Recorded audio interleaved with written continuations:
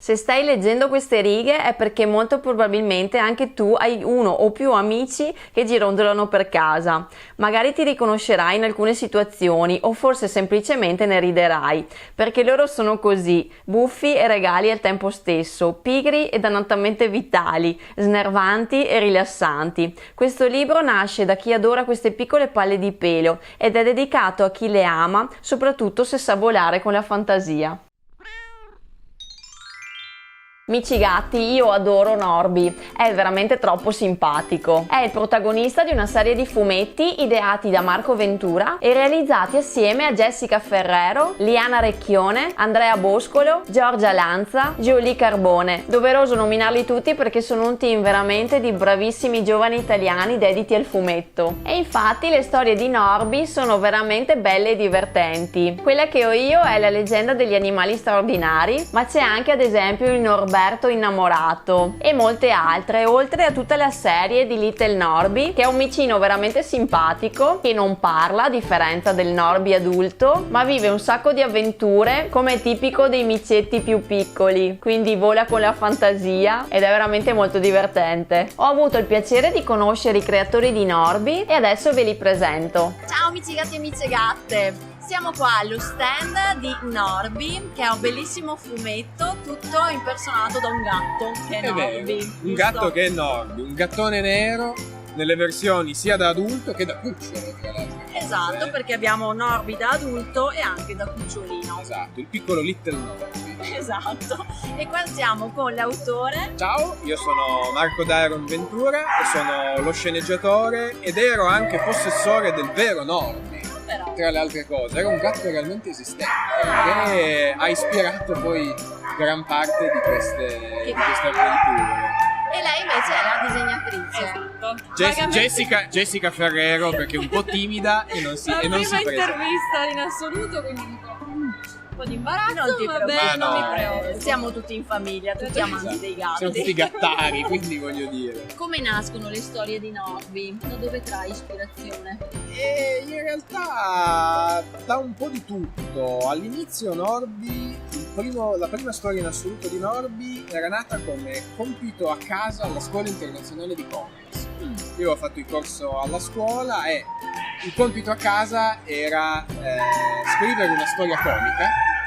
Io non sapevo assolutamente che pesci pigliare e sostanzialmente invece che prendere dei pesci ho preso dei gatti, perché vedendo semplicemente camminare, poi c'è tutto un aneddoto dietro, vedendo semplicemente camminare il vero Norby in casa e ho detto ma lui è un personaggio perfetto. I gatti sicuramente sono dei personaggi per Esatto, storie di tutti i assolutamente generi. sì. E poi in realtà per tutte le varie storie attingo un po' da quelle che erano le mie esperienze, da quello che vivo normalmente.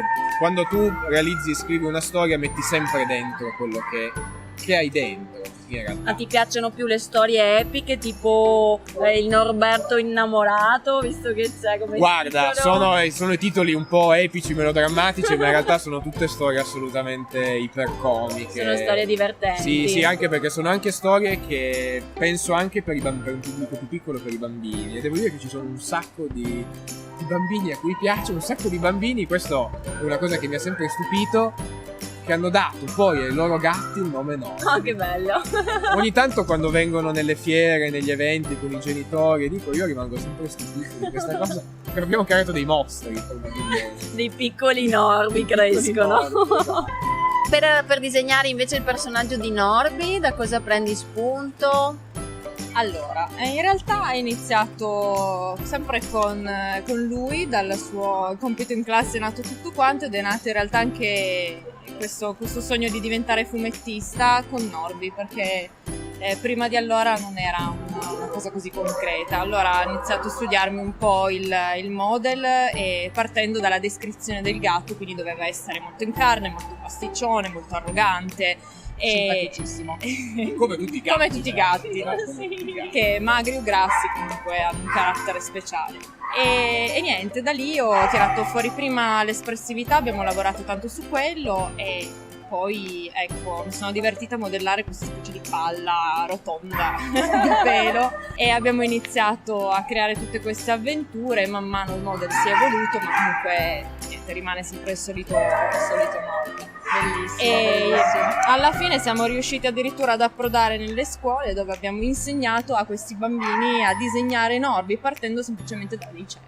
Che bello. Sì, sono stati molto carini, molto dolci, hanno imparato anche loro, quindi significa che poi tutto sommato un gatto lo sappiamo disegnare tutti, basta Bellissimo.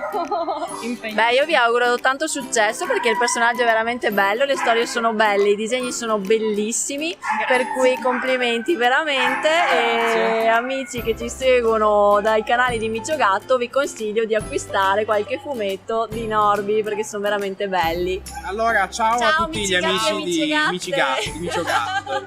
Ciao a tutti. Vi consiglio dunque di dare un'occhiata ai fumetti dedicati a Norby perché sono veramente belli e sono anche una bellissima idea regalo. Fatemi sapere qui sotto nei commenti al video cosa ne pensate e naturalmente in descrizione al video vi lascio tutti i link di riferimento per trovare online Norby e acquistare questi bellissimi fumetti. Vi mando un grosso bacio con Norby e la Lady. Ciao amici gatti e amici gatte!